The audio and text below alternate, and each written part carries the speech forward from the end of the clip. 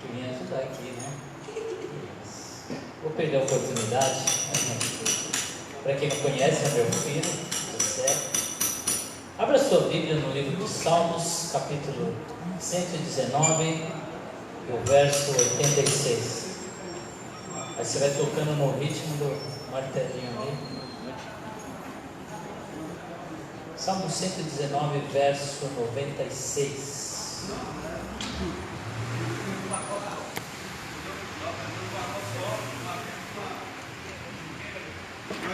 Amém? Diz assim: tenho constatado que toda perfeição tem limites, mas não há limite para o teu mandamento. Amém? Curva a sua cabeça um instante. Querido Deus, em nome de Jesus, Pai, nós pedimos, Senhor, que com a sua graça e o seu favor, o Senhor nos alcance. Ó Deus, e a tua palavra possa vir de encontro à necessidade da nossa alma, do nosso físico, do nosso ser, e o Senhor venha, Pai, nos conduzir por ela, para nos tornarmos mais parecidos com Jesus Cristo. Apesar, Senhor, das nossas limitações, que o Senhor possa me usar nesta noite, Pai, para compartilhar a tua igreja esta tão preciosa palavra, Senhor.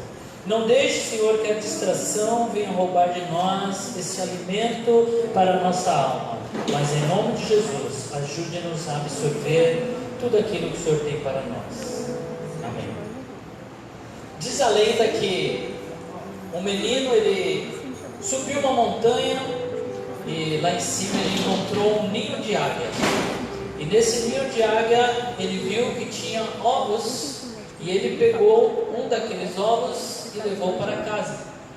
E chegando em casa, ele, curioso para ver o que ia acontecer, ele foi até o galinheiro e depositou esse ovo lá no ninho das galinhas. E aí, esse ovo foi chocado, né? Desceu, e aí nasceu a águiazinha no meio dos pintinhos. E ela nasceu naquele meio e foi crescendo, até se tornar uma grande águia. Porém, né, ela como águia, ela não sabia quem era e vivia como galinha, ciscando o chão, comendo minhoca, né? E toda tarde ela via que sobrevoava uma grande águia e ela desejava voar como aquela águia. Mas ela passou a vida como galinha, podendo voar, né? Mas limitado pelo aquilo que ela conviveu, pois ela não sabia quem ela realmente era. E eu fiquei pensando nessa história, uma história conhecida. O que aconteceria se fosse o contrário? Se a gente pegasse um ovo de galinha e o depositasse no ninho de uma águia, e essa galinha, né, nascesse ali o pintinho junto com as águias e crescesse com eles. Ia chegar o tempo, né, de voar. E você, não sei se todos sabem, né, a águia, quando os filhotinhos já estão na idade de voar, ela vai lá e derruba eles do ninho, do penhasco, né, e fica olhando para ver se o bichinho vai voar ou não. E agora imagine, né, a galinha que não tem a capacidade de voar, sendo jogada, por mais que ela tenha sido influenciada, crescido junto, ela não tem essa habilidade.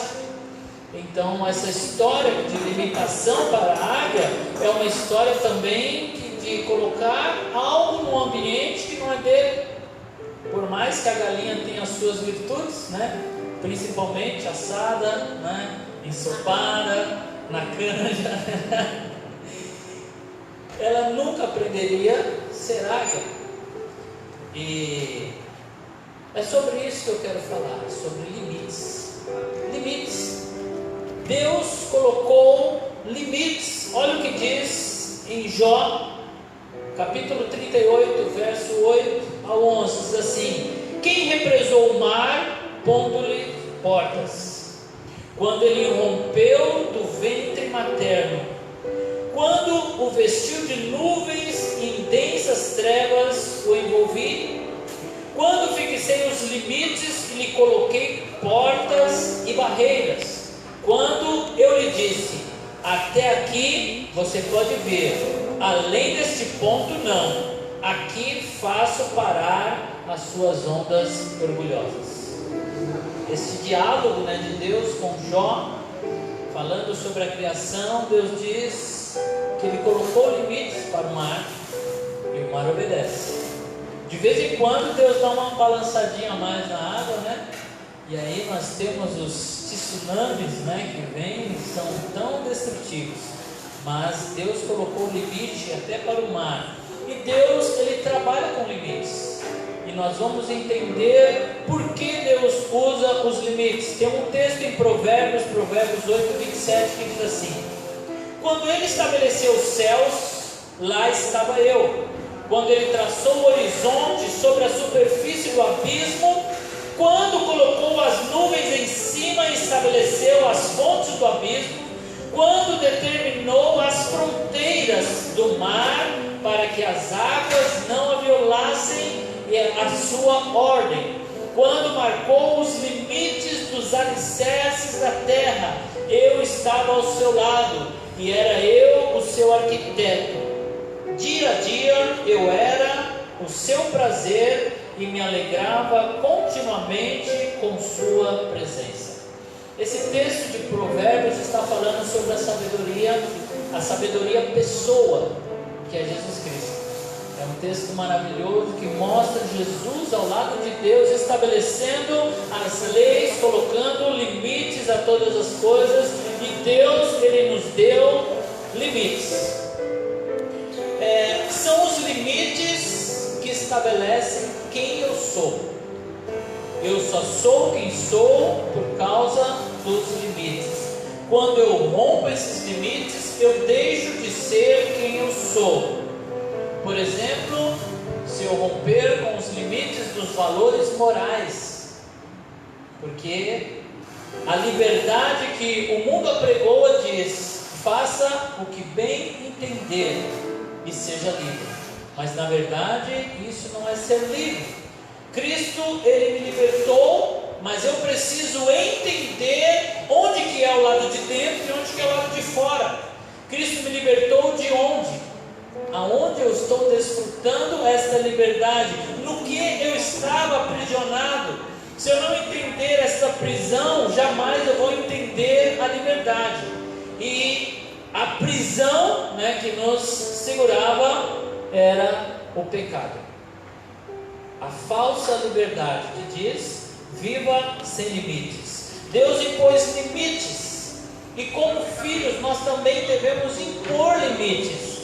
Limites aos nossos filhos. A Bíblia nos ensina que nós devemos colocar limites, e às vezes temos que usar a vara para isso. Limites, regras, Hoje, cada vez menos tem sido utilizado limites com os filhos, e eles ficam à vontade. Você quer ir? Vai. Não quer ir? Então fica. E os filhos crescem sem saber o que é limite, sem saber o que é não. E aí, quando ele enfrenta barreiras, quando ele enfrenta oposição, ele recua. E muitas vezes ele faz isso tirando a sua própria vida, porque ele não sabe viver os limites e as barreiras. Por isso que é tão forte hoje a frustração, a depressão, porque nunca teve limites. O mundo diz: você pode ser quem quiser ser, e ele chama isso de liberdade. Seja quem você quiser ser, isso é liberdade. Mas Deus diz assim: seja quem você realmente é. Seja quem você deve ser, quem você é. Só sendo quem somos é que realmente desfrutaremos desta verdadeira liberdade. Por muito tempo o homem, ele pensava, ele buscava respostas, ele se empenhava para descobrir quem era. A grande ciência era: quem sou? Descobrir quem somos, viver o que somos. Hoje eles dizem: não importa quem você é, seja quem você deseje ser. Simplesmente viva a pseudo-liberdade, que leva uma pessoa a uma vida totalmente escravizada naquilo que ela não é. Como aquela águia, vivendo como galinha, a ideia de uma galinha viver como águia.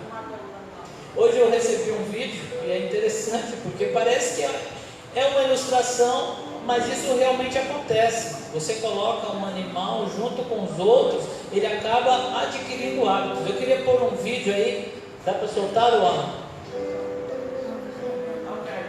Olha só que interessante.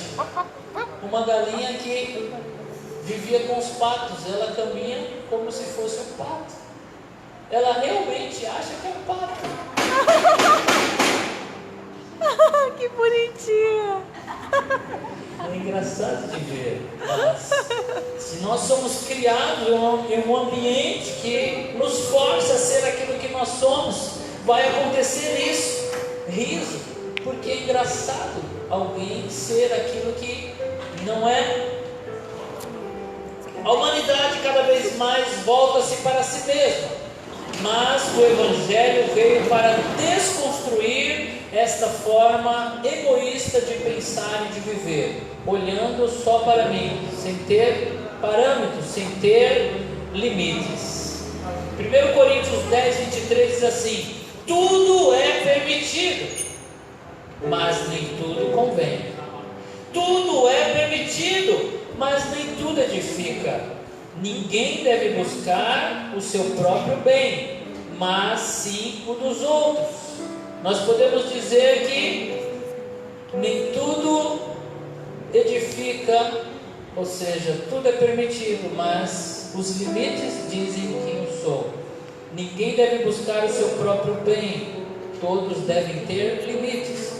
Os limites que tiram o meu egoísmo e faz eu olhar para o outro. São esses limites que o Evangelho estabelece quando ele diz: ame o outro como a si mesmo, coloque sobre o outro o valor. A sua liberdade vai até onde ela não se choca com o outro. E aí Jesus muda e ele diz assim: a sua liberdade vai além, ela vai a tudo que agrada o outro, que alcança o outro, que abençoa o outro. Por isso, amar o outro é nos moldar naquilo que nós somos, porque Deus, Ele é amor. Gálatas 2,20 diz assim: fui crucificado com Cristo, assim já não sou eu quem vive, mas Cristo vive em mim, e a vida que agora vivo no corpo, vivo-a pela fé no Filho de Deus, que me amou e se entregou por mim. Então não sou mais eu quem está vivendo, é Cristo, e para que Ele viva em mim, eu preciso entender que são os limites que vai me tornar aquilo que eu sou. Por isso dizer assim: eu sou o que sou realmente, eu falo o que penso, eu ajo como eu quero agir, porque eu sou assim. Não é assim que a Bíblia diz. A Bíblia diz: você não é mais assim, você é uma nova criatura, Cristo está em você. Então é preciso colocar limites, é preciso frear os desejos, é preciso trabalhar isso com base nos mandamentos de Deus. O Israel, a gente ficou aqui hoje de castigo o dia inteiro, né? Porque tirou a porta, a gente teve que ficar aqui. Ficamos aqui desde manhã até agora. Porque não tinha portas, e a gente ficou aqui. E aí, uma hora ele começou a me contar uma piada de um lobo. Ele disse que tinha um lobo que achava que era um grão de milho. E aí, o psicólogo, o psiquiatra que cuidava daquele lobo, chegava para ele e dizia assim: você é o Roberto? E ele dizia: não, eu sou o grão de milho. Falava: eu volto daqui a 3 meses. Deixava ele em tratamento, passavam-se os 3 meses, ele voltava: você é o Roberto? Não. Ele se encolhia e falava: eu sou um grão de milho. E passou-se o tempo, ele insistindo, aí ele falou assim: quer saber, eu volto só daqui a 1 ano. E deixou lá o Roberto. E quando ele voltou, chamou ele e falou assim: quem é você? E ele disse: eu sou o Roberto. Ele assustou: opa, você é o Roberto? Sim. Tem certeza? Sou o Roberto. Você não é mais um grão de milho? Não, não sou mais um grão de milho, eu sou o Roberto. Ele falou: muito bem, você está de alta, você está curado, pode ir embora. E aí disse que ele saiu pela porta feliz. Daqui a pouco ele volta correndo, apavorado. E ele disse assim: o que foi? Você esqueceu que você é? Não, eu sou o Roberto. Você tem certeza? Eu tenho. E por que você voltou assim tão apavorado? Ele que eu queria saber se alguém contou para as galinhas que eu não sou um grão de milho. Ele estava com medo das galinhas, ou seja, ele dizia o que era, mas ele ainda se sentia um grão de milho. E eu tentando explicar a piada, né? Piada não se explica, ou ri ou não ri. Mas tem muita gente vivendo o que não é, e acha que isso é liberdade. E é tão triste quando nós olhamos e vemos a pessoa tem tudo para ser ela mesma, mas ela, dizendo que é livre, vai para absurdos, como eu vi um tempo atrás em uma reportagem. Um homem, depois de ter os filhos já crescidos, ele decide que agora ele vai viver a liberdade, porque na verdade ele queria ser uma menina de 10 anos de idade, e ele começa a viver e se vestir como uma menina, e absurdamente uma família adota esse homem, esse senhor, e eles chamam isso de liberdade. Você é o que você deseja ser, mas na verdade são os limites que dizem quem somos. É o limite, né, do pudor, o limite moral, que se eu rompo esse limite, eu deixo de ser quem eu sou. Quando Deus estava tremendamente triste com a nação de Israel, por ela ter se voltado a outros deuses, se voltado a outras crenças, Ele o comparou com uma meretriz, uma mulher que vai e vende, né, o seu corpo. E Ele diz assim que ela é pior, porque ela nem cobrava ainda, né? Então Deus faz uma comparação em Ezequiel, é bem pesado as palavras do profeta se referindo à nação. E aí o mundo acha que viver, né, sem esses limites os tornam livres, mas são os limites que dizem quem somos.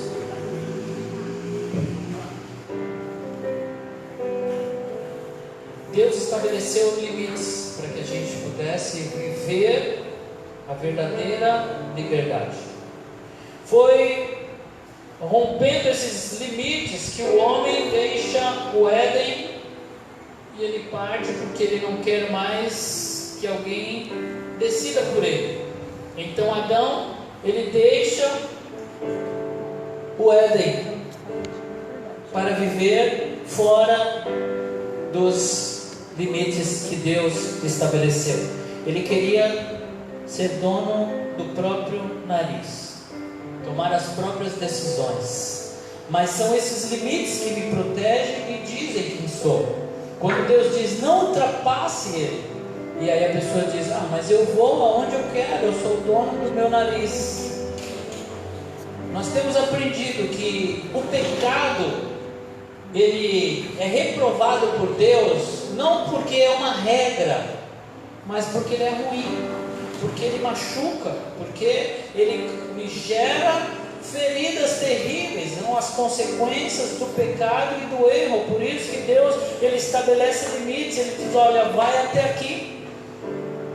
E o salmista diz assim, como eu amo a sua lei, porque ele aprendeu que são os limites que Deus coloca, que faz eu me tornar quem eu sou, um cidadão de lei, de bem, uma pessoa que realmente aceita pelos limites. E quando Deus, ele trabalha os limites, são para que cada vez mais eu esteja envolvido neles. Como devem ser os limites de alguém que está realmente andando com Deus, vivendo com Deus? Os limites que vão me dar a verdadeira liberdade são os limites que realmente me envolvem, ao ponto de eu dizer assim, Senhor, o Senhor é quem conduz a minha vida. Eu realmente me entregar a Ele e aquilo que Ele me ensinou a ser. Então eu abro mão de mim mesmo, como diz a palavra, para me tornar quem eu realmente sou, porque Deus sabe quem eu sou, e são esses limites que vai me tornar isso, que vai me impedir de ir para o lugar errado.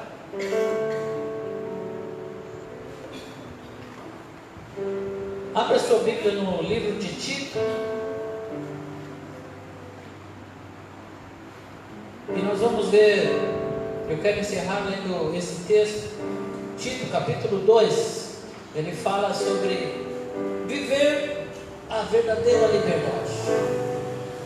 E a verdadeira liberdade é estar nos limites de Deus, porque são esses limites que vão dizer quem eu sou. Cada vez que eu rompo esses limites, eu deixo de ser quem eu sou, deixo de ser filho de Deus.